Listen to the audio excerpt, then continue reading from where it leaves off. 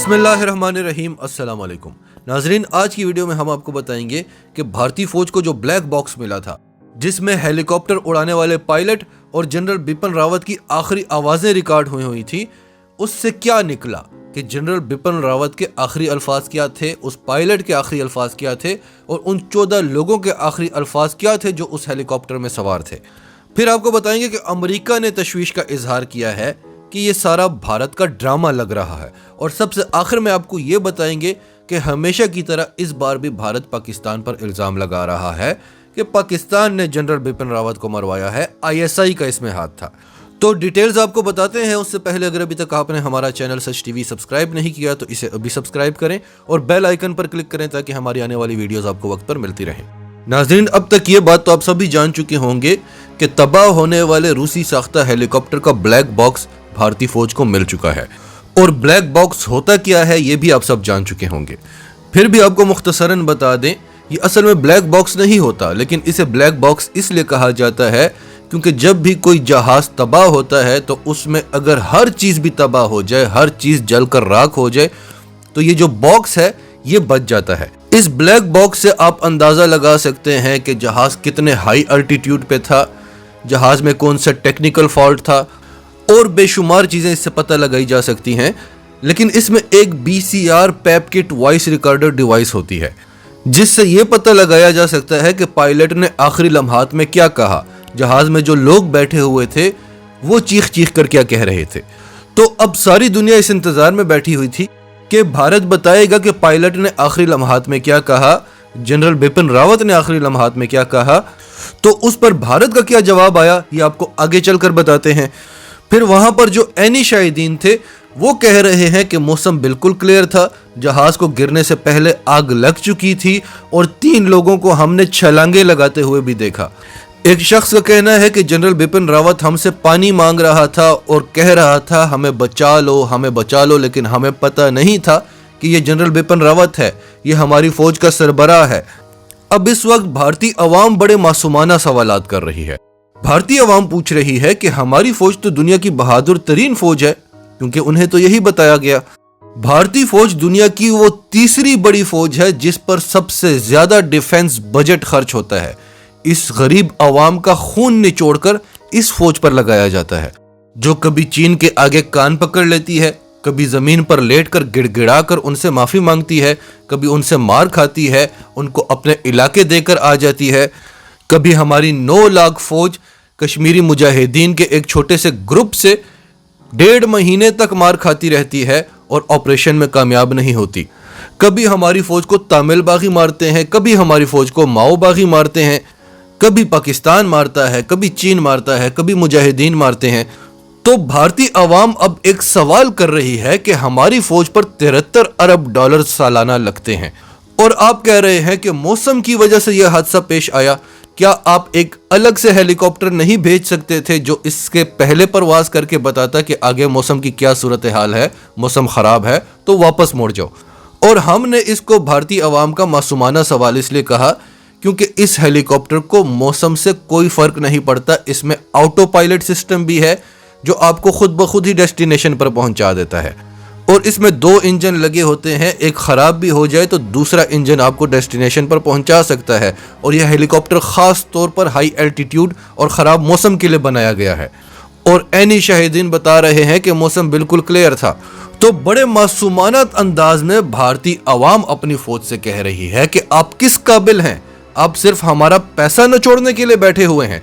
जब आपसे army chief नहीं संभाला गया, जब आप उसको सिक्योर नहीं कर सकते तो आप पूरे भारत को कैसे सिक्योर करेंगे। भारत को तो भारतीय मीडिया ने सुपर पावर बनाया हुआ है। इससे बेहतर है कि आप अर्नब गोस्वामी को आर्मी चीफ बना लें। फरवरी 2015 में जब बिपिन रावत लेफ्टिनेंट जनरल था और 3rd कोर का कमांडर था, और कहां पर था, नागालैंड में, इसी तरह उसके हेलीकॉप्टर ने क्रैश किया था, और वो हेलीकॉप्टर चीता हेलीकॉप्टर था, फ्रांसीसी हेलीकॉप्टर था। पायलट ने कंट्रोल खो दिया और यह जहाज ज्यादा एल्टीट्यूड पे नहीं था, इसलिए मामूली सी चोटें आई थी और बिपिन रावत बच गया था। उसके बाद भी आप उसकी सिक्योरिटी को स्ट्रांग नहीं कर सके। जब आपके अपने आर्मी चीफ का यह हाल है तो आप किसी और को क्या सिक्योर करेंगे। जनरल बिपिन रावत को कौन कौन मरवा सकता है ये सारी डिटेल हम आपको बता चुके हैं। हमने आपके सामने अमेरिका का नाम लिया क्योंकि जब भी अमेरिका के किसी इत्तेहादी ने उसकी बात नहीं मानी, अमेरिका ने उसके साथ ऐसा ही किया। अगर दुश्मन ना माने तो वो बच जाता है, लेकिन अमेरिका अपने दोस्तों को नहीं छोड़ता कि वो अपनी मर्जी करें। और जनरल नरवाने वो शख्स था जो रूस को छोड़ना नहीं चाहता था, जो रूस और अमेरिका दोनों के साथ चलना चाहता था। सारी दुनिया सवाल उठा रही थी कि भारत ने S-400 एयर डिफेंस सिस्टम खरीद लिया है और अमेरिका खामोश क्यों है। तो जब अमेरिका खामोश होता है तो वो बड़ी खतरनाक बात होती है। फिर दूसरा हमने आपको चीन का बताया, क्योंकि जब भी भारतीय मीडिया ने चीन के खिलाफ गलत जबान इस्तेमाल की है, चीन ने अगले दिन बॉर्डर पर इनके फौजियों का वो हाल किया है और फिर पिक्चर्स और वीडियोस रिलीज करके इनको बताया है। इसीलिए आज तक मोदी की जबान पर चीन का नाम नहीं आया था।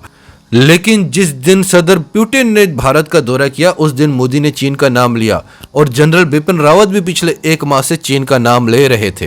तो हमें लग रहा था कि चीन अब कुछ बड़ा करेगा। और फिर जब आपका हेलीकॉप्टर तबाह हो जाए, और ऐसे तबाह हो जाए जैसे इस पर हमला हुआ है, लेकिन कोई मिसाइल भी फायर नहीं हुआ, तो ये फिर डायरेक्ट एनर्जी वेपन का ही हमला हो सकता है और वो चीन के पास है।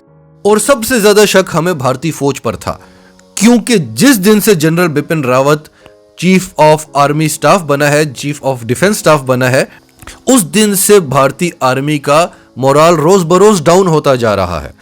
और जो आर्मी चीफ है जनरल नरवाने, उसकी हैसियत बिल्कुल जीरो होकर रह गई है। और अगर इसमें टेक्निकल फॉल्ट लाया गया है तो ये काम भारतीय आर्मी के अलावा और कोई नहीं कर सकता, भारतीय फिजाइया के अलावा और कोई नहीं कर सकता। और फिर जिस तरह भारत इस बात को छुपाने की कोशिश करता रहा, उससे मजीद शक होता है कि इसमें भारतीय हुकूमत भी इन्वॉल्व हो सकती है, क्योंकि 11:48 पर इस हेलीकॉप्टर ने परवाज भरी और 12:15 में इसने अपनी डेस्टिनेशन पर पहुंचना था। उससे ठीक 7 मिनट पहले यानी 12:08 पर इसका कम्युनिकेशन सिस्टम जैम हो गया था। अब यहां भी शक चीन पर जाता है, क्योंकि जैमर्स चीन के पास हैं। तो यह बात तो कंफर्म हो गई कि 2 बजे से पहले 1 और 2 के दरमियान जनरल बिपिन रावत हलाक हो चुका था। लेकिन इन्होंने कब बताया? शाम 6:03 पर। और फिर जब ब्लैक बॉक्स मिल गया और सारी दुनिया इंतजार में बैठी हुई है कि देखते हैं क्या निकलता है, तो भारत क्या कहता है? भारत कहता है कि इसमें कोई आवाज ही नहीं है। यानी जब जहाज तबाह हो रहा था, पायलट भी खामोश था, जनरल बिपिन रावत भी खामोश था। क्या ऐसा मुमकिन है? ये सुनकर अमेरिका भी परेशान हो गया। अमेरिका का सबसे बड़ा अखबार वॉशिंगटन पोस्ट क्या कहता है? No SOS before chopper crash killed Indian military chief. SOS का क्या मतलब होता है? ये एक मुहावरा है, सेव आवर शिप, हमारे जहाज को बचा लो। जब भी कोई जहाज तबाह होने लगता है तो उसका जो पायलट होता है वो शाउट करता है, भले कम्युनिकेशन सिस्टम जैम हो गया हो, वो अपनी पूरी कोशिश करता है, आवाजें लगाता है कि हमारे जहाज को बचा लो। ये कैसे हो सकता है कि वो खामोश बैठा रहे? और फिर जनरल बिपिन रावत और बाकी सवारियां भी खामोश थीं। तो इससे यह बात भी साबित होती है कि गेम कोई बड़ी गेम है और भारत इसको छुपा रहा है। तो हमने आपको बताया कि किस तरह से अमेरिका पर शक जाता है, किस तरह से चीन पर शक जाता है, किस तरह से भारतीय फौज पर शक जाता है, किस तरह से भारतीय हुकूमत पर शक जाता है। और फिर वहां पर जो 27 आज़ादी की तहरीकें हैं, नागालैंड में 1 दिन पहले भारतीय फौज पर FIR दर्ज हुई थी। ये वो फौज है जिस पर अपनी आवाम ने FIR दर्ज की हुई है, क्योंकि जनरल बिपिन रावत वाले हादसे से 1 ही दिन पहले भारतीय फौज ने नागालैंड में 14 मासूम शहरियों को मार दिया था। और फिर वहां के लोग मुश्तइल हुए, जो पहले ही आज़ादी मांग रहे हैं, जो पहले ही मुसल्ले हैं।